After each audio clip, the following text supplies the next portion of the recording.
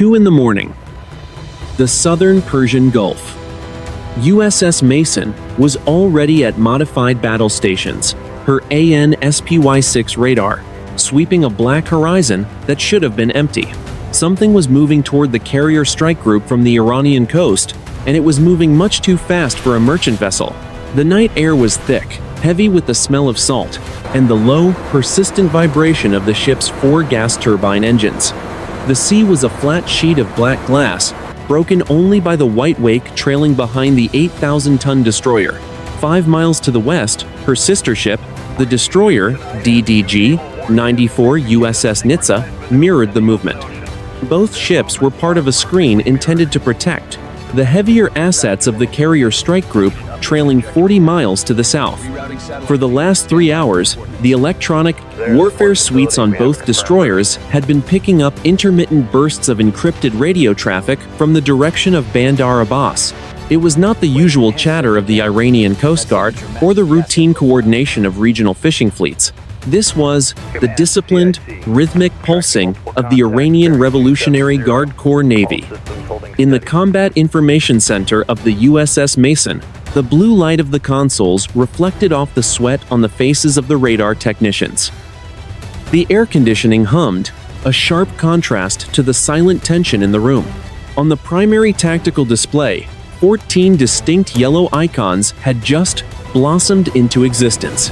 They were clustered in 3 distinct groups, emerging from the shadow of the Iranian coastline and accelerating into the open water at coordinates 26 degrees 12 minutes north, 55 degrees 30 minutes east.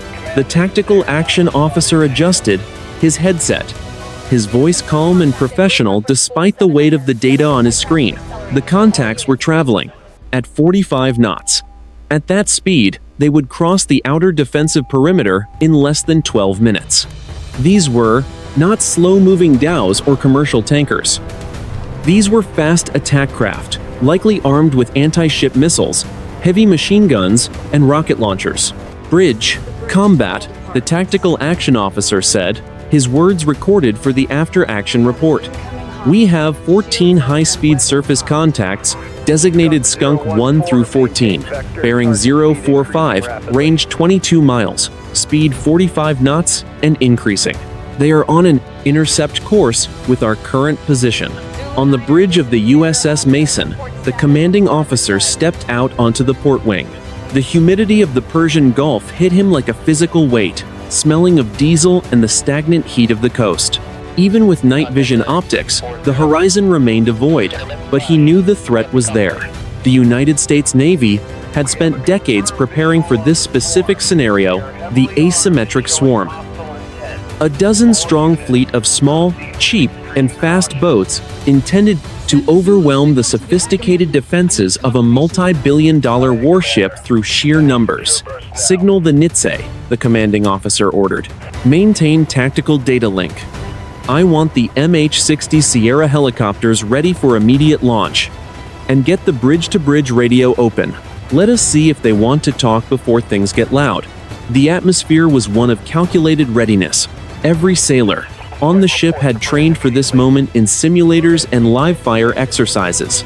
There was no panic, only the systematic execution of a pre-planned defensive doctrine.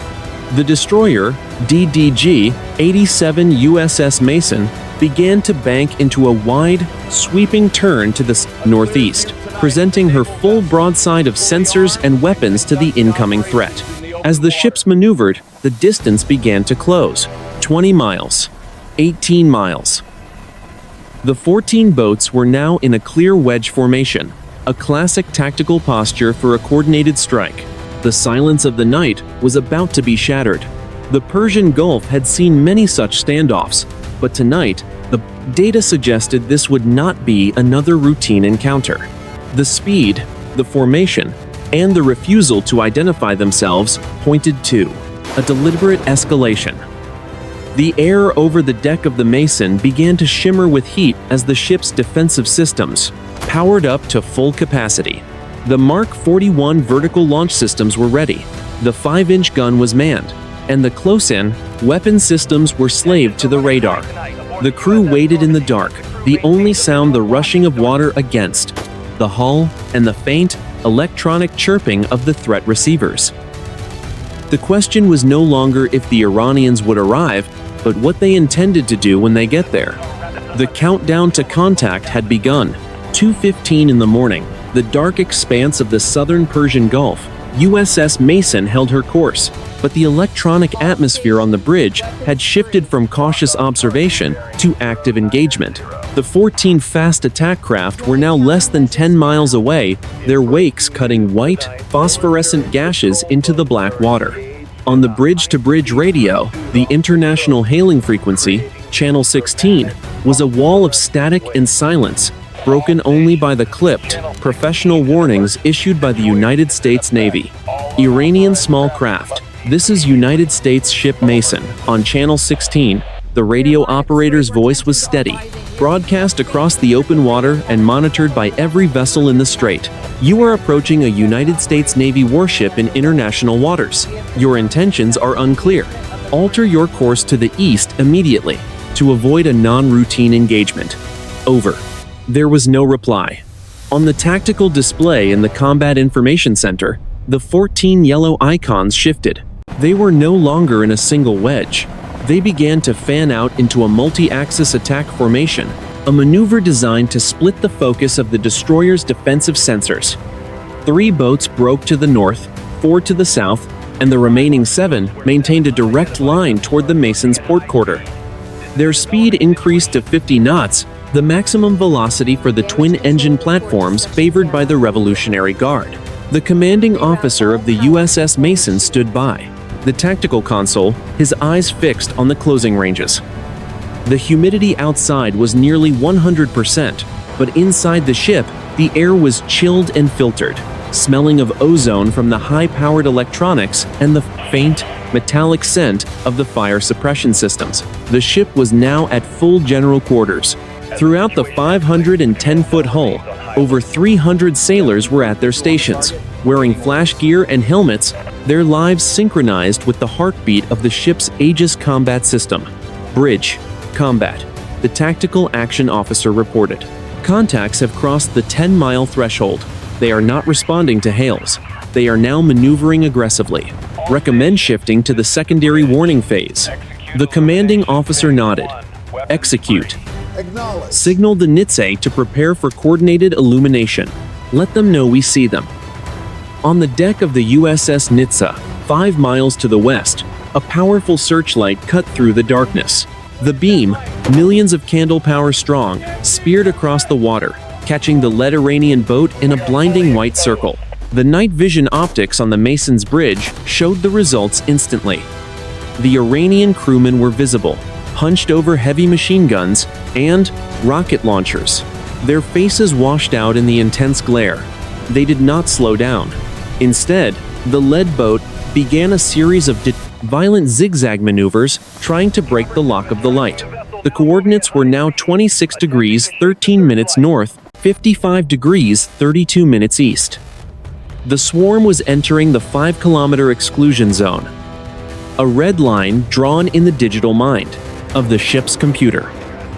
Beyond this point, the distance was so short that a missile launch or a rocket-propelled grenade strike could happen in seconds. The United States Navy's rules of engagement were clear.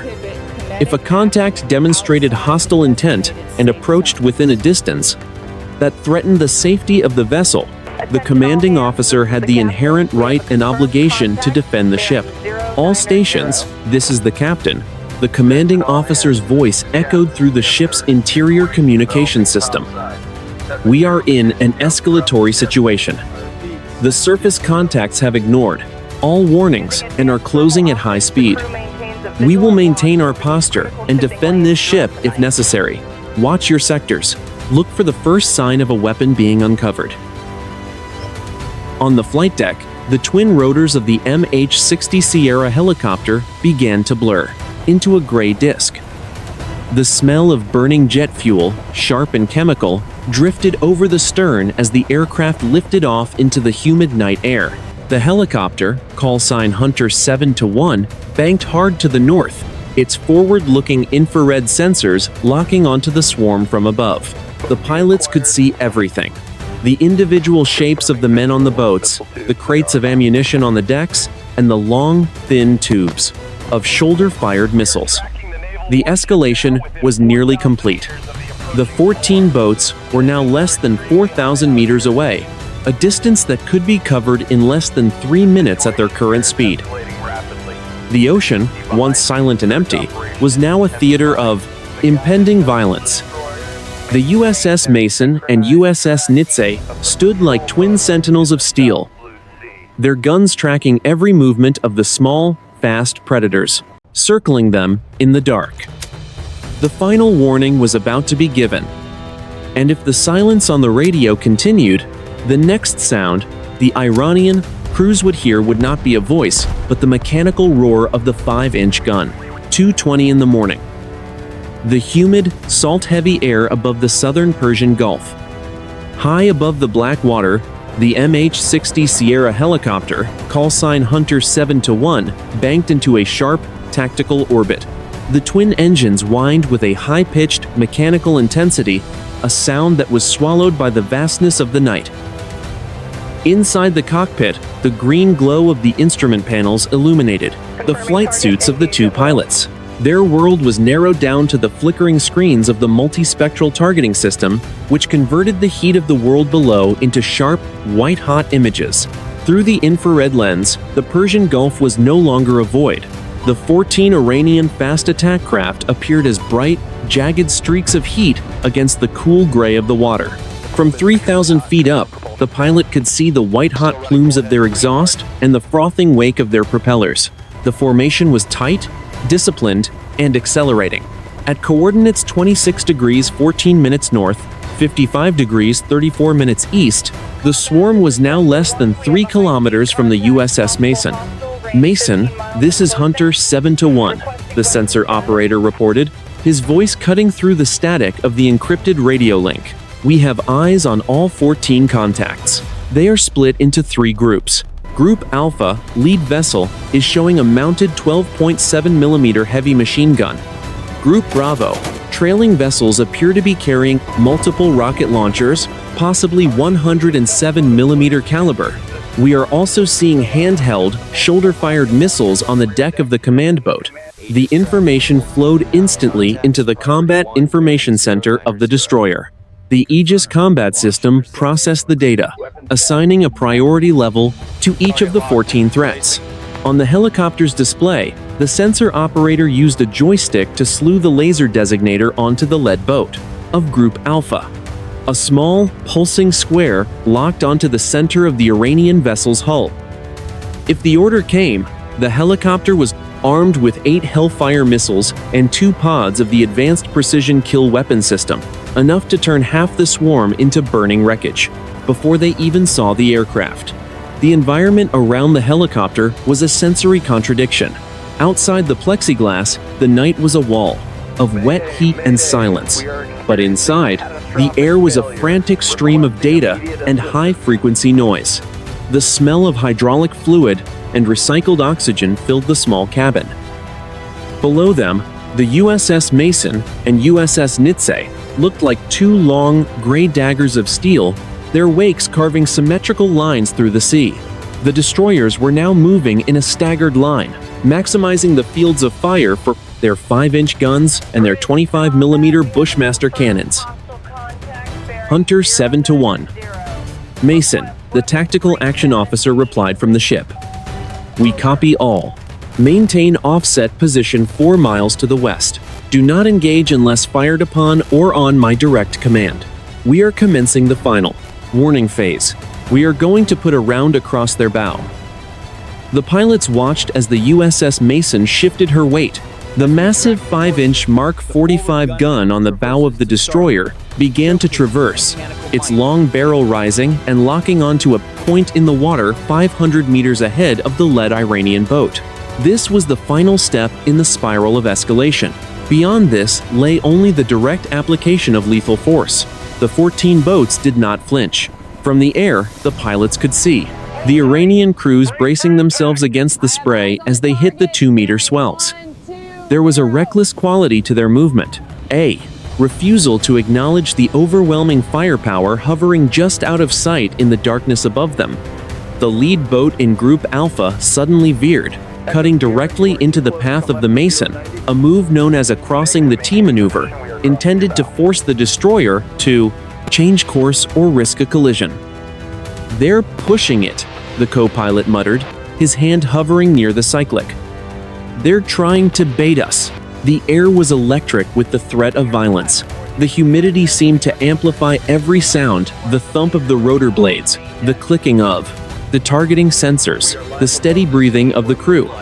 The ocean, which had been a quiet highway for global commerce only hours before, had been transformed into a kill zone. The 14 boats were now within 2,000 meters of the American ships. The time for warnings was over. The United States Navy had issued its last command, and as the lead Iranian vessel surged forward, the silence of the Gulf was about to be torn apart by the sound of supersonic steel. 2:25 in the morning, the Persian Gulf and the headquarters of the United States Fifth Fleet in Bahrain. The flash message from the USS Mason reached the regional command center in less than 3 seconds, flickering across the screens of the watch officers. The 14 fast attack craft had crossed the 2,000-meter threshold, and their refusal to alter course, despite repeated warnings and physical illumination, had moved the encounter into a new phase of escalation. The air in the command center was dry and smelled of ozone, a stark contrast to the humid, salt-slick decks of the destroyers currently facing a potential multi-axis strike. "Mason, Fifth Fleet," the voice of the fleet duty officer crackled over the secure satellite link. "You are authorized to defend your station. Rules of engagement are in effect for hostile intent. You are cleared to engage all targets, demonstrating immediate threat to the vessel. Weapons free." On the bow of the USS Mason, the 5-inch Mark 45 gun executed a final, precise adjustment. The long, tapered barrel was slaved to the AN/SPY-6 radar, which was now painting each of the 14 Iranian boats with a high-frequency tracking beam. The crew inside the gun mount remained silent, their hands hovering over the firing consoles. The deck beneath them vibrated with the power of the 4 gas turbines driving the ship through the black water at 30 knots. The first shot was not intended to kill, but to command. The 5-inch gun barked once. A massive orange-white fireball erupted from the muzzle, bleaching the darkness for a fraction of a second and sending a physical shockwave across the forward deck. The smell of burnt cordite, sharp and sulfurous, was instantly whipped away by the wind. The 70-pound high-explosive shell screamed across the water at twice the speed of sound, detonating 500 meters directly in front of the lead Iranian vessel. A geyser of white water rose 40 feet into the air, a shimmering wall of brine that rained down on the Iranian crew. From the cockpit of the MH-60 Sierra helicopter, the pilots watched the impact. The lead boat did not slow down. Instead, the infrared sensors captured a chilling change in the behavior of the swarm. The Iranian sailors on the lead 3 boats pulled back the heavy canvas tarps that had been concealing their primary weapons. In the cold gray of the thermal display, the long, thin shapes of 107mm multiple rocket launchers were now clearly visible, their metal tubes already warm from the humid air. "Mason, Hunter 7-1, the helicopter pilot reported, his voice tight. "They are uncovering weapons. I repeat, they are uncovering rocket launchers and training them on your bridge. Request permission to engage Group Alpha. Hunter, Mason, hold your fire. We are shifting to the secondary battery." The commanding officer of the USS Mason watched the tactical screen. The range was now 1,800 meters. At this distance, the Iranians were within the effective range of their unguided rockets. The window for a peaceful resolution had closed. The Iranian boats began to accelerate again, their engines screaming as they pushed toward 50 knots, their wakes overlapping in a chaotic, whitewater mess that made visual tracking difficult. The coordinates were now 26 degrees, 15 minutes north, 55 degrees, 36 minutes east. The USS Nitze, positioned 2 miles to the west, began to pivot. Her own 5-inch gun tracking the southern group of boats. The two destroyers were now working in a coordinated dance, their computers sharing targeting data over the Link 16 network to ensure no two guns were aiming at the same boat while others went unaddressed. Inside the Combat Information Center, the tactical action officer spoke the words that would change the history of the night. Batteries released.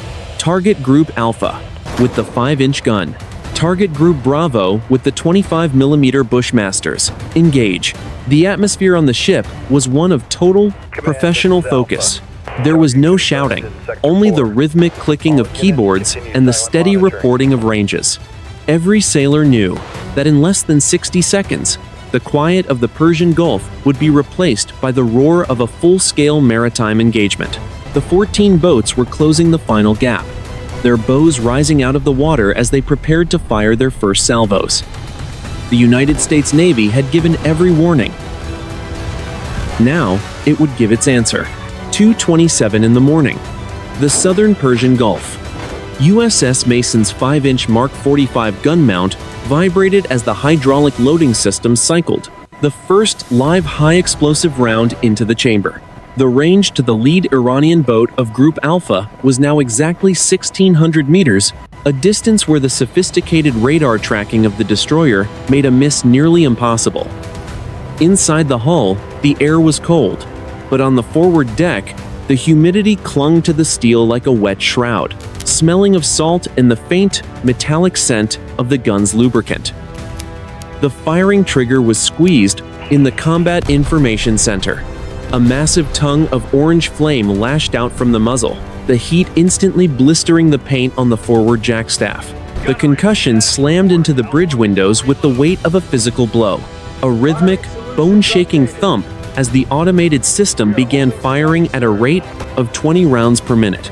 Each 70-pound shell shrieked through the humid air at over 800 meters per second, trailing a faint, glowing ember of tracer material that cut a line through the darkness. The first shell struck the lead boat of Group Alpha squarely on the waterline. The kinetic energy alone shattered the fiberglass hull before the fuse detonated, blowing the entire bow section into a cloud of white splinters and jagged composite shards. 3 seconds later, a second round punched through the center of the craft, hitting the main fuel tank. A vertical pillar of oily fire erupted, reaching 30 feet into the air as the boat disintegrated into 1,000 burning fragments that hissed and popped as they hit the sea. The men on the bridge of the Mason could feel the heat of the distant explosion through the glass. The two trailing boats in Group Alpha swerved violently, their hulls leaning at 45-degree angles as the pilots kicked their rudders to avoid the expanding debris field. On the deck of the second boat, an Iranian sailor scrambled toward a mounted machine gun, his silhouette sharp against the fire, but the vibration of a near miss threw him overboard into the churning black wake. The remaining boats began firing their 107mm rockets blindly, the unguided projectiles streaking into the sky in wild, erratic arcs of white smoke, most of them tumbling harmlessly into the water, hundreds of meters short of the destroyer. A thick, black carpet of smoke began to roll across the surface of the water, illuminated from beneath by the orange glow of the sinking wreckage. The sound of the 5-inch gun faded for a heartbeat as the computer shifted targets, replaced by the frantic, high-pitched screaming of the Iranian outboard engines as the survivors tried to say, "Regroup in the chaos." The first 3 boats of the 14 were already gone, reduced to scrap and burning oil in less than 20 seconds of active engagement. Target Group Alpha lead is destroyed, the gunnery officer reported, his voice flat and devoid of emotion. Shifting fire to Group Bravo, range 1,400 meters. On the port and starboard rails of the USS Mason, the 25mm Bushmaster chain guns began to cycle.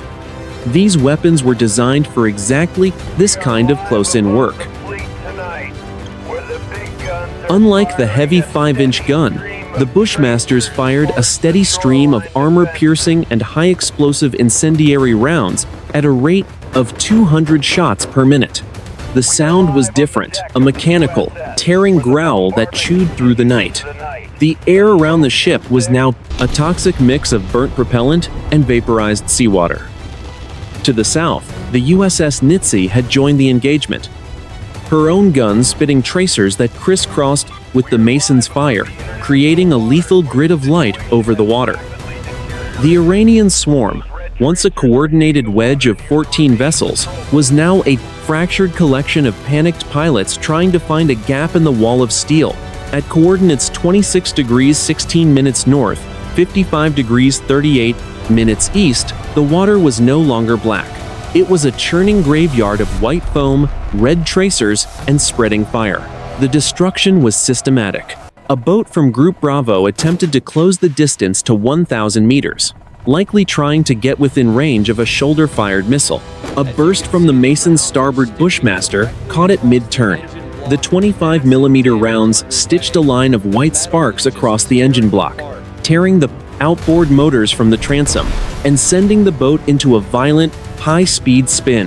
A second later, the boat caught its own wake and flipped, the hull shattering upon impact with the water.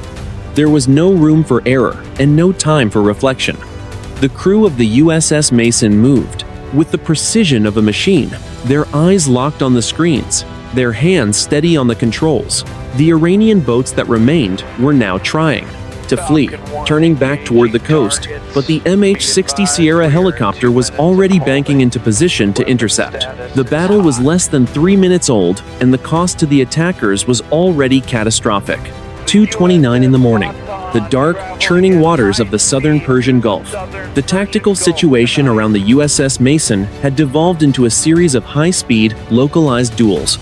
While the 5-inch gun continued to hammer at targets at the 2-kilometer mark, the remaining boats of Group Bravo and Group Charlie had used the smoke and the glare of the initial explosions to close the distance. They were now less than 800 meters from the destroyer's hull, weaving through the pillars of black smoke and the burning debris of their sister craft.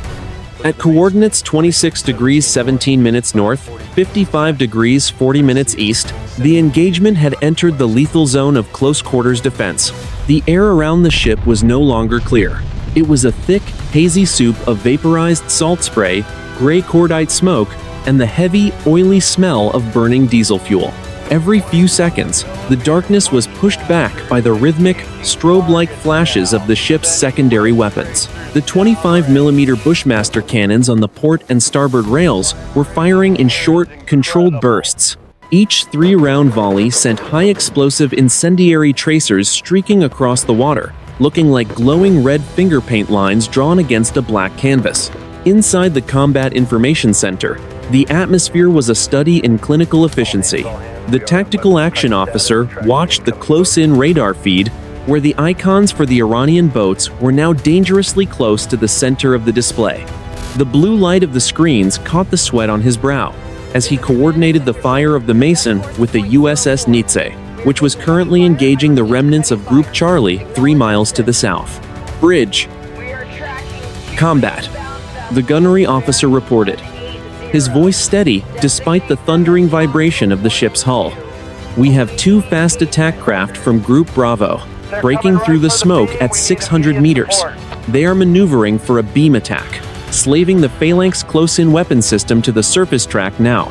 The aft Phalanx close-in weapon system, a massive white dome housing a 20mm Gatling gun, slewed toward the stern with a high-pitched whir of electric motors. The system's independent search radar locked onto the lead boat in a fraction of a second. The gun did not wait for a human trigger. The Gatling gun erupted with a continuous buzzing roar that sounded like a giant chainsaw cutting through a metal sheet. A stream of 20mm tungsten rounds, traveling at over 1,000 meters per second, hammered into the lead boat of Group Bravo. The impact sparked white-hot against the fiberglass hull, stitching a line of destruction from the bow to the stern in less than 2 seconds. The rounds shredded the engine block, causing the outboard motors to explode into a cloud of molten aluminum and black smoke. The boat pitched forward violently, its bow digging into a 2-meter swell as the hull split open like a dry husk under the pressure. The sudden deceleration caused the vessel to cartwheel across the surface, spilling fuel and equipment into the black water. The secondary boat in the formation swerved violently to avoid the spinning wreckage, the pilot losing control as the hull skipped across the turbulent wake of the destroyer. The vessel caught a wave at a sharp angle and rolled 3 times, throwing the crew into the darkness before the final impact crushed the cockpit and sent the remaining debris sinking toward the seabed. The air was filled with the acrid stench of burning rubber and high-octane fuel as the remaining boats in the sector broke their disciplined formation and scattered.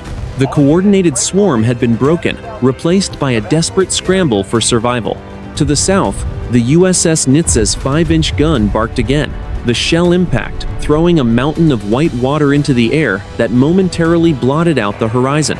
The Iranian boats that were still operational were now executing emergency turns, their engines screaming as they tried to put distance between themselves and the American destroyers. "Check fire on the close-in weapon system," the tactical action officer ordered. "Evaluate targets. We have 4 boats remaining in Group Bravo and 3 in Group Charlie. They are breaking contact and retreating toward the northeast." The vibration of the ship began to smooth out as the side heavy guns went silent, though the deck still radiated heat from the thousands of rounds that had been expended in the last 6 minutes.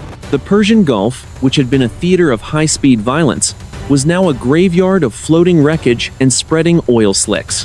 The orange glow of the burning boats reflected off the low-hanging clouds, casting a hellish light over the scene.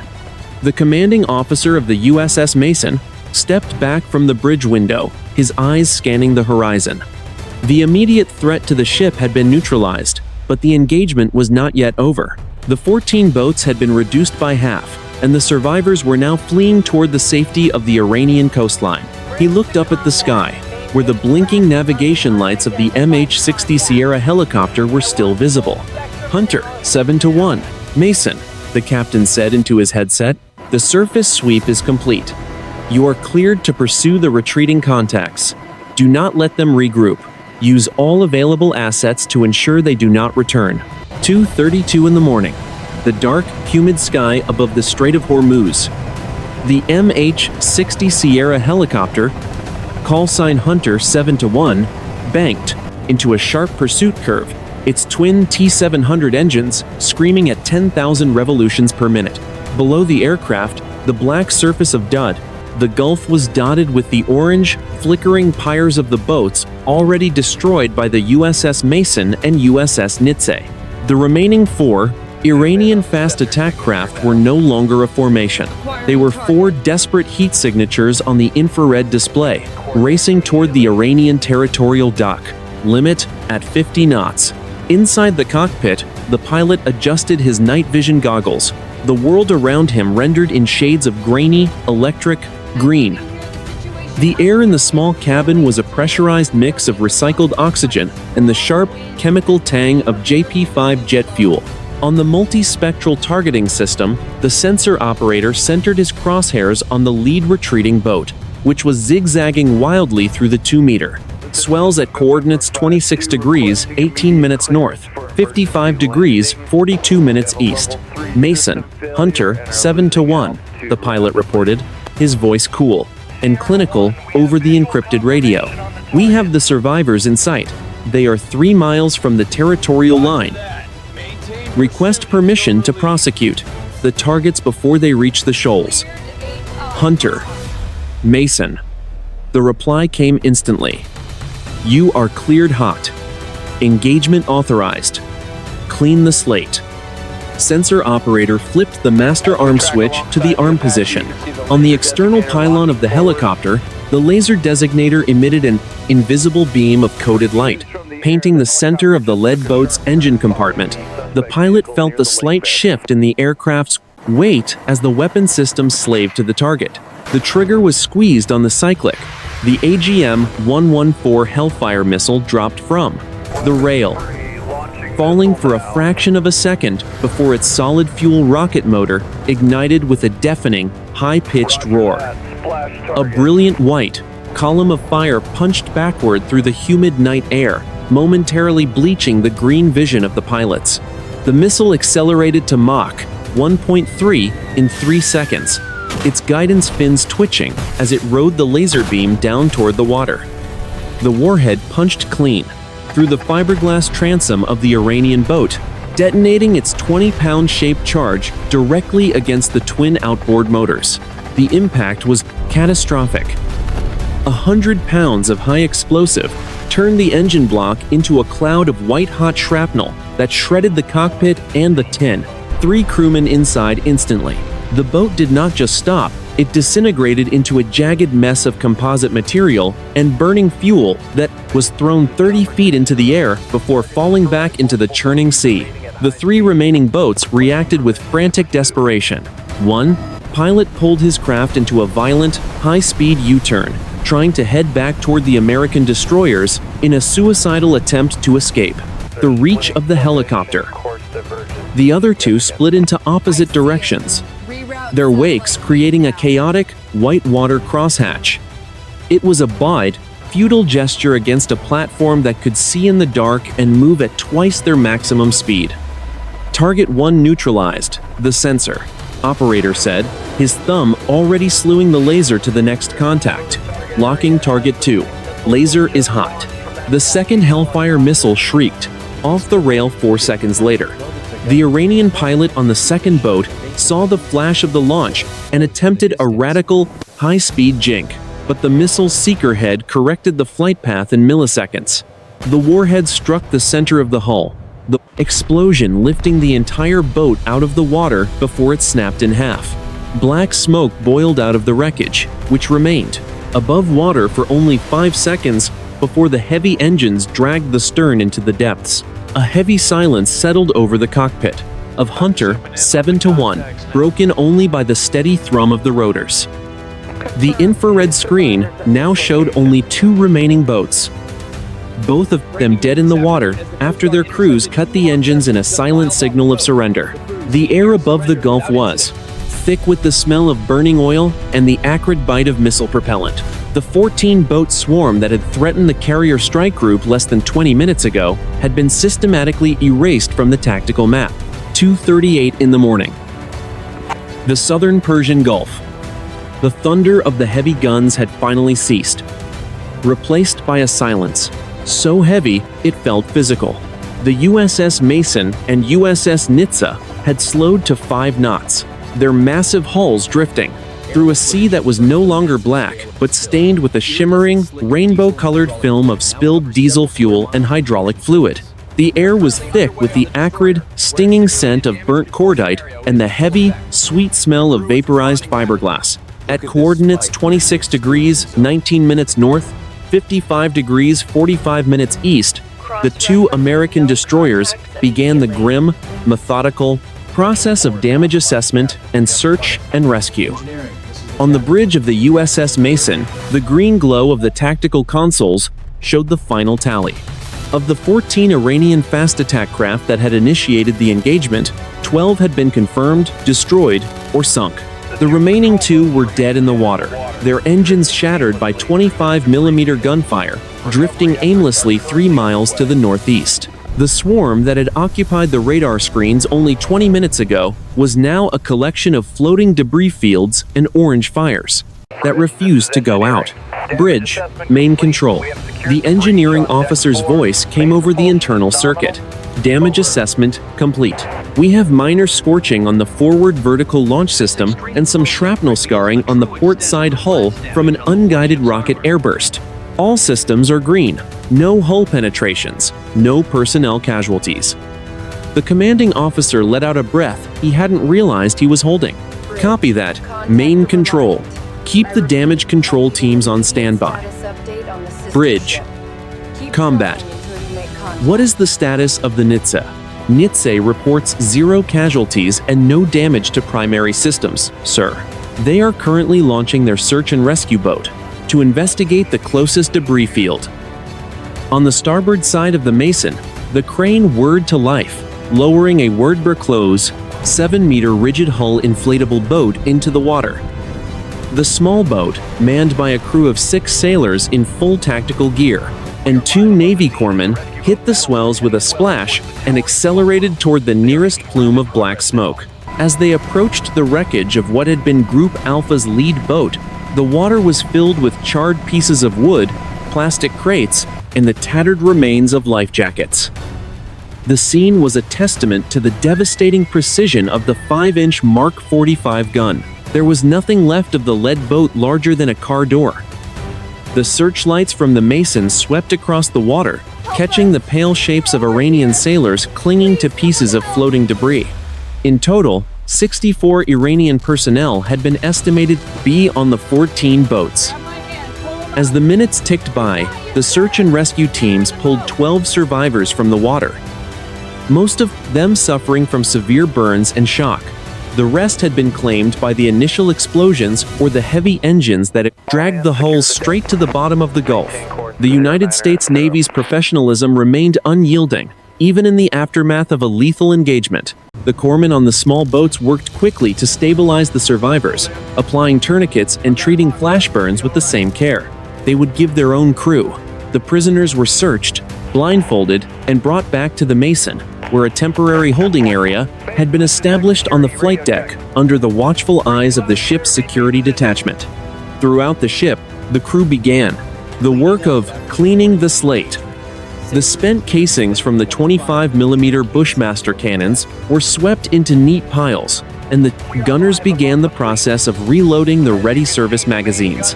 The heat from the 5-inch gun barrel was still intense enough to distort the air, shimmering in the beams of the searchlights. In the Combat Information Center, the data from the battle was already being encrypted and beamed to 5th Fleet headquarters in Bahrain, providing a frame-by-frame account of how the 14-boat threat had been neutralized. The environment was eerie, a graveyard of modern maritime ambition. The smell of the sea was almost entirely lost beneath the stench of the battle's leftovers. To the north, the Iranian coastline remained dark and silent, no further signals emanating from the bases at Bandar Abbas.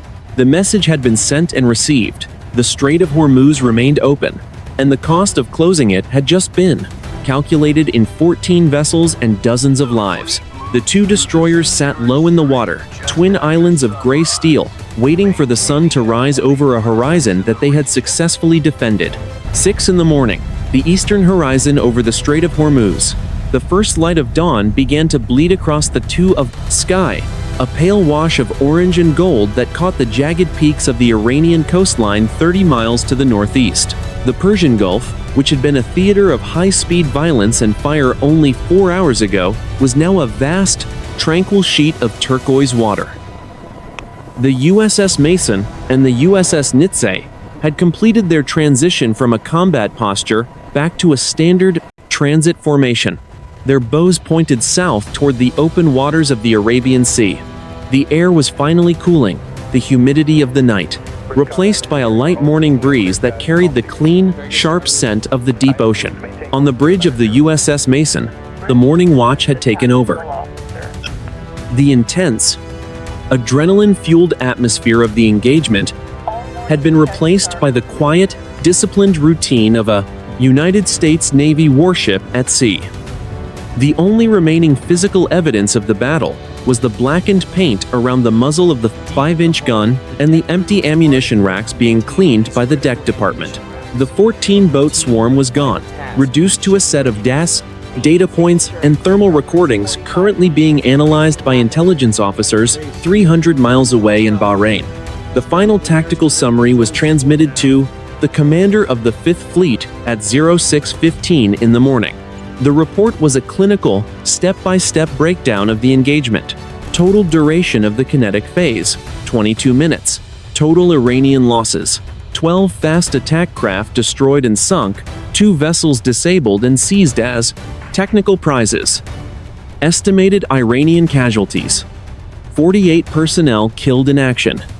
16 survivors recovered and held as prisoners of war. United States losses, 0. Personnel killed, 0 personnel injured, and only minor cosmetic damage to the hull of the USS Mason from an unguided rocket airburst. The engagement, at coordinates 26 degrees, 20 minutes north, 55 degrees, 48 minutes east, had been a textbook demonstration of the Aegis combat system's capability. In less than half an hour, 2 American destroyers and a single helicopter had neutralized a coordinated, multi-axis swarm that had intended to overwhelm them.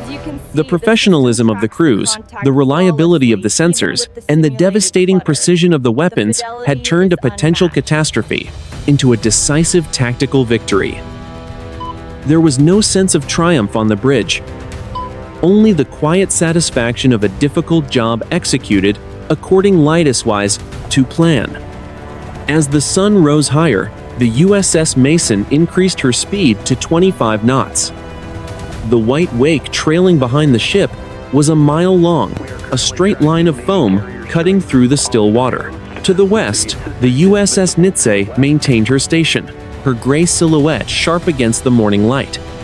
The two ships were now closing the distance to the carrier strike group, which had continued its mission throughout the night, protected by the very screen these destroyers had provided. The primary objective of the mission, ensuring the freedom of navigation through one of the world's most critical maritime choke points, had been achieved. The geopolitical fallout of the night's events was already beginning to ripple across the globe.